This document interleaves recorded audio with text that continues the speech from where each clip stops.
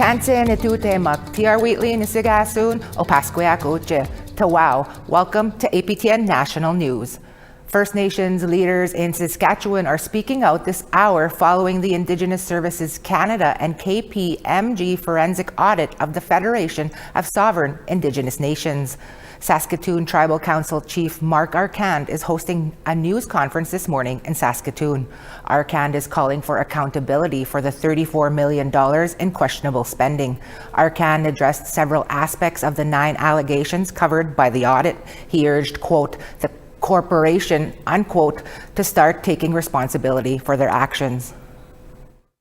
We look at massive payouts to former employees. We look at vice chiefs that were on leave that is questionable in funding. Who is that? Which of those vice chiefs is going to stand up and say, I was on leave, it was me. This is what I did. Here's the proof. We need people to start being honest with our people and start saying, this is the decision that I made. I was in charge. But they're not doing that. We will not know the truth unless somebody stands up and says, the people in charge have to start telling us the truth. We will have more from that press conference on tonight's newscast. Plus, our Truth and Politics panel speaks to the issue later in the show. APTN News has learned that Assembly of First Nations Regional Chief for New Brunswick, Joanna Bernard, has resigned from the Child and Families portfolio. Bernard says difficulties working with the National Children's Chiefs Commission led to her resignation. APTN's Fraser Needham has that story. In a letter obtained by APTN News, Bernard says her resignation is the result of the National Children's Chiefs Commission constantly trying to sideline the AFN as they prepare to negotiate a long-term agreement on First Nations child welfare reform with Ottawa. The letter says the NCCC has repeatedly disrespected the AFN and my role as portfolio holder and stalled our efforts to work together. It also says, we have seen this through the lack of respect to the development of our Memorandum of Understanding, AFN staff being asked to leave NCCC meetings when other organizations are permitted to stay, last-minute invites, and not providing materials, time, or space for the AFN Secretariat to support me from a technical level. Chief Pauline Frost of the Vuntut Gwich'in in Yukon chairs the now 19-member commission. Working as First Nations across the country, it's not advisable for us to go out and divide ourselves, because that's what Canada wants. So our objective is really to start working towards reform. And the accusations and the comments is really not a reflective of our views, and we've made it very clear from right from the get-go. First Nations Child and Family Caring Society Executive Director Cindy Blackstock told APTN News her organization has a good relationship with the NCCC.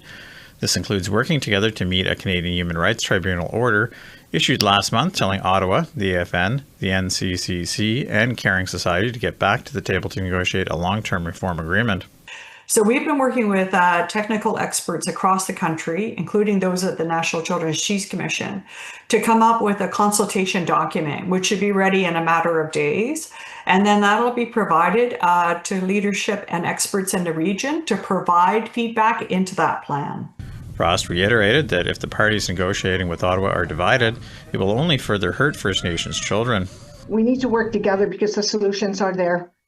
And we've been at this far too long, and children are still being, imagine the child that was born 18 years ago, 18 years now, 18 years we've been at this, and the child's now aged out of the system and still hasn't been provided supports and services. Bernard originally agreed to an interview with APTN News, but later declined. Fraser Needham, APTN National News, Ottawa. Ginanaskamitin Fraser, Mohawk students with special educational needs from Tyendinaga First Nation in Southern Ontario were left on the sidelines by a federal program put in place to support those needs. Jordan's principle was put in place to provide access to a range of services, including for health and education. With no funding in place for the 2025 school year, the Tyendinaga Mohawk Council stepped in. According to Chief Donald Miracle, there was no choice but to cover the 67 children and youth in September, or they wouldn't have had the supports to succeed. He's now drafting a letter to the Minister of Indigenous Services requesting the proper funding without delay. Miracle says this should have been dealt with in a timely manner. I think it hasn't been handled, and I'm not happy with that. And I think, the federal government should have staffed up so that these applications could have been dealt with. And if there were budget shortfalls, there should have been briefing notes to the minister. Maybe there has been, I don't know. And the minister should have been advocating at the cabinet table so that the cabinet is aware of what the needs are that really deal with First Nations who have a disadvantage, maybe a learning difficulty in the educational system. All week, we've been covering incidents of vandalism and harassment affecting 2 female First Nation provincial cabinet ministers in Manitoba. Firefighters responded to 4 small fires at one minister's constituency office since early August. The other minister had the front windows of her office smashed in. Premier Wab Kinew has been silent on the issue until we reached him at an unrelated news conference early Thursday. He says the government doesn't speak publicly about safety issues for security reasons, but he denounces extremism on all sides. There's no place for violence in our politics, and there's no place for threats of a physical nature or intimidation in our politics either. If we focus on the things that we have in common, it is going to lead to a safer society. It's going to lead to a society where everyone can reach their full potential. And we also have a responsibility as people in the public sphere not to amplify divisions in the society. This is not going to be breaking news, but you can't firebomb anywhere in our society. It doesn't matter if it's an MLA's office, or if it's a park building, or if it's a business, or if it's a community center. No firebombing, please. At the same event, Premier Kinew also addressed problems within child and family services in the province, saying there needs to be improvement. Last week, Winnipeg police arrested 2 foster parents, a 25-year-old female and 26-year-old male, in relation to a child abuse investigation. According to police, a child under their care was transported to hospital in critical condition and sustained life-altering injuries. 3 other children were removed from the home and taken to hospital for medical assessment, where one of which showed signs of being assaulted. Police say the critically injured child did not receive immediate medical attention prior to police intervention. Kinew says he's not satisfied with oversight in the CFS system. Well, I'm not satisfied because we have kids going into foster care. We want a society where everybody who brings a child into the world is well enough to raise them on their own. And I will never be satisfied until that's the reality, so there's always going to be more work to do. We'll definitely have to do a lot differently in the future. I mean, you don't beat up kids. Everyone knows this.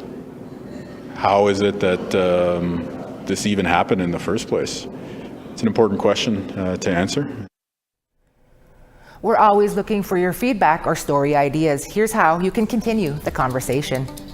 If you have a story you want to share, send us an email to news@aptn.ca.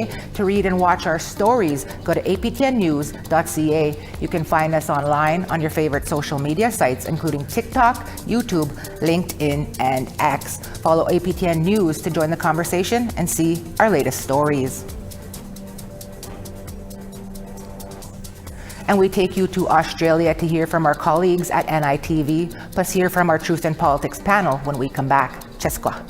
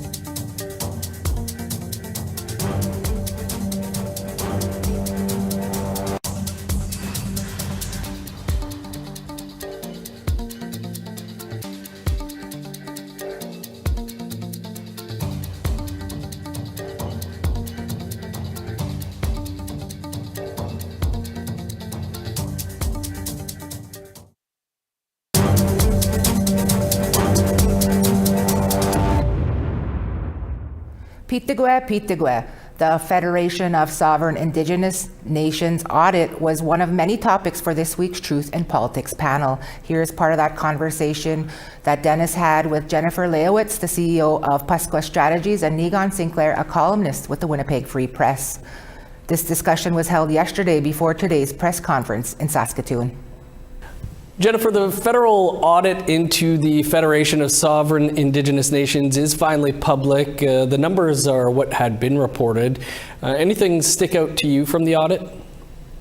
I think what stuck out for me the most was how evident it is that, ISC is essentially in these things for themselves. And I mean that respectfully. But at the same time, we're starting to see what forensic audits actually look like from a federal government. And I think a lot of people are not understanding that, forensic audits from the federal government is them essentially auditing how that funding was received by that organization and some of the recommendations that come from it. So they audit things like program spending and that sort of thing.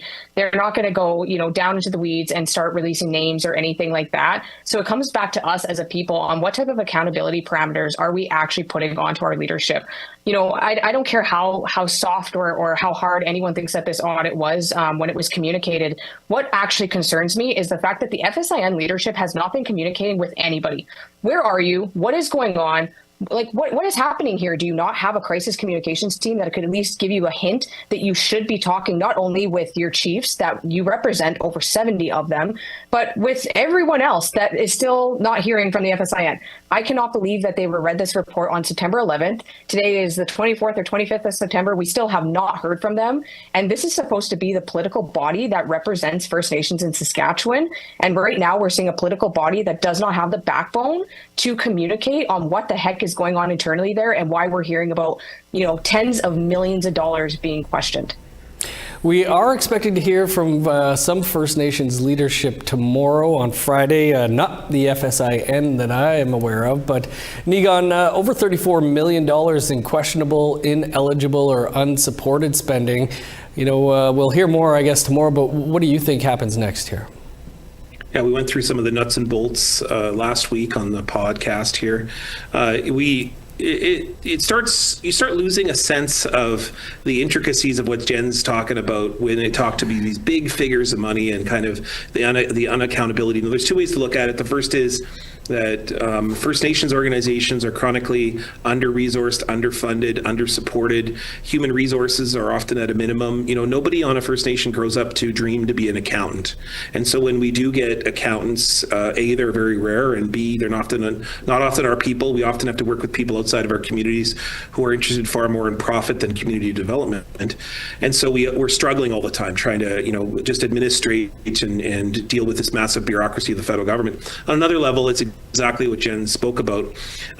As a member of the media, I'm constantly frustrated with the fact that, frankly, Indigenous organizations, especially groups that are formed from chief lobby efforts, which are not really governments often, they act as they want to be treated like governments when they want to be treated like governments, but then when they want to be held accountable like governments and they suddenly are not governments anymore, they certainly don't act that way. They ban media from meetings. They have closed door. They target people particularly, and one of, Jen certainly knows that personally. This is not the way governments are supposed to act. They're supposed to be for the people, by the people, all those kinds of things. And oftentimes, I think First Nations organizations are able to put up a shield to say, I'm government on a Thursday, but I'm not government on a Friday. And I think that is a real sad, tragic part of this whole story, which is that our leadership doesn't often feel that they can have to be accountable to people like media or, frankly, even some of their own citizens. And that's very frustrating because many of us are out there saying always, recognize First Nation sovereignty, recognize that we have the ability to speak for ourselves, and then work very hard within communities to do that. And then certain individuals in certain positions of power then act differently. Always a great conversation. Great to see you both. Thanks. Thanks. History has been made in Australia with the nation's first treaty legislation entering the Victorian Parliament. It's the culmination of decades of work from First Nations activists, with Mob in the state saying heralds a new treaty era. This from Cameron Gooley at NITV News in Australia. An agreement 2 centuries overdue, as Victoria becomes the first state in the Federation to put treaty legislation before Parliament. Australia is the only Commonwealth country in the world that doesn't have a treaty with its First Peoples. And today, we take a key next step to address that. Victoria has been on the journey to treaty for nearly a decade, but treaty is the culmination of many decades of activism and work. After nearly a year of formal negotiations, the First Peoples Assembly of Victoria and the state government have finally reached an agreement on Australia's first ever statewide treaty. Key to the treaty is making the Assembly permanent and expanding its powers. As the democratic and representative body, the First Peoples Assembly of Victoria will be made permanent to make sure our communities are properly represented. Under treaty, government must speak with us when making laws, rules or policies about us. Under the agreement, the Assembly will create a truth-telling and healing body to continue the work of the York Justice Commission. It will also create an Outcomes and Justice Commission with the power to hold the government accountable and question ministers over First Nations issues. Other bodies that will be created under the treaty include an infrastructure fund for Aboriginal organisations and an education institute to help build up the next generation of leaders. Treaty is all about driving better services. It's all about getting better outcomes, and it's going to be delivered because Aboriginal people will get to have a say. Under treaty, school curriculums will also be changed so students can learn the true history of the state, and work will begin to restore Aboriginal place names to locations around Victoria, such as national parks and some waterways. Today marks the first step in the parliamentary process, but the bill is expected to be put into law by the end of the year. While the government is steadfast in its commitment for treaty, the coalition remains opposed. There are different ways to reach closing the gap. The First Nations people and the government believe there's one way. We believe there's another way. Those involved calling for unity on an agreement aimed at bringing communities together. Together, Victorians will make history. This moment belongs to all of us. Cameron Gooley, NITV News. We now want to tell you about this week's web poll questions. First, we asked, should there be a special charge and sentence for politically motivated crimes? The options are yes, no, and unsure. Our second question was, are you concerned about your privacy when using TikTok? Your options there again are yes, no, and I don't use TikTok. And our last question was, what should the government do to crack down on hate crime? More money towards programs, more policing, higher sentences, or unsure are your options. You can go to our website, aptnnews.ca/poll to cast your ballot. We'll have the results for you next week. And we take you to Vancouver for a sidewalk unveiling in honor of Orange Shirt Day. That story when we come back. Cheskwa.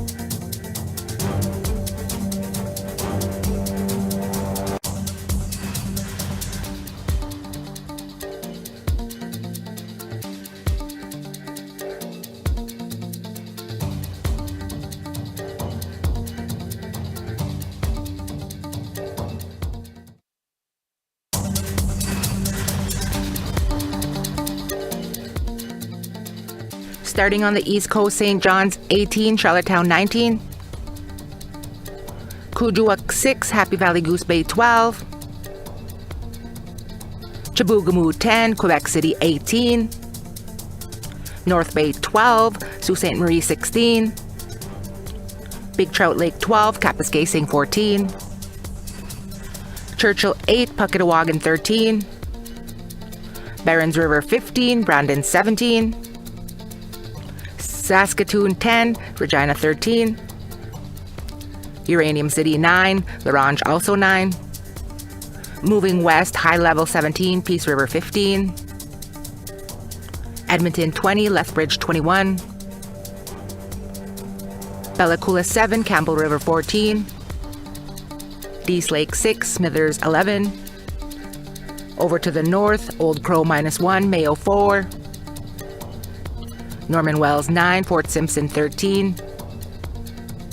Tuktoyaktuk 1, Colville Lake 8. Cambridge Bay 7, Chesterfield 4. Arctic Bay 0, Iqaluit 6.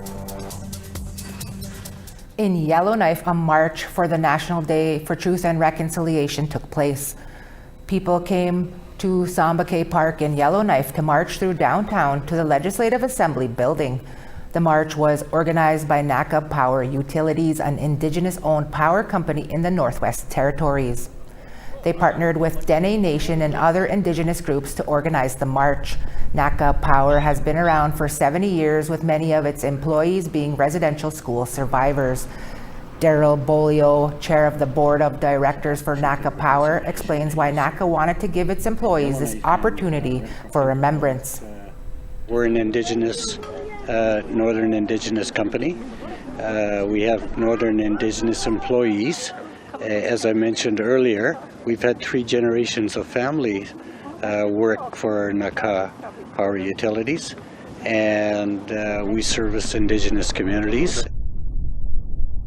There are many events happening in honor of Orange Shirt Day on September 30th across the country. APTN's Tina House has a story about a community in North Vancouver who is unveiling a unique tribute to honor this day.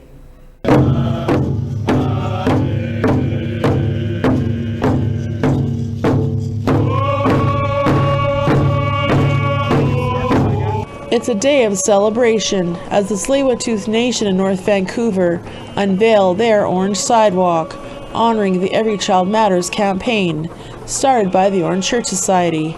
Phyllis Webstad is the founder of the organization, and it's her orange shirt story that started the movement. For Chief Justin George, it's a time of reflection on what this project symbolizes. You know, it's mixed emotions. You know, but it's a beautiful day because it's really about recognition and really honoring, you know, the dark history. But more importantly, it's how our elders and ancestors were just so resilient. And I mentioned earlier, you know, mentally, physically, emotionally, so hurt. And it's a dark history for our people. Candy Thomas is the artist who designed the sidewalk, and she says she is honored to do this important work and create this design. Thunderbird, he's embracing the babies that never made it home from residential school. And for Chief George, whose own father, the late Chief Leonard George, was taken to a residential school at just 5 years old.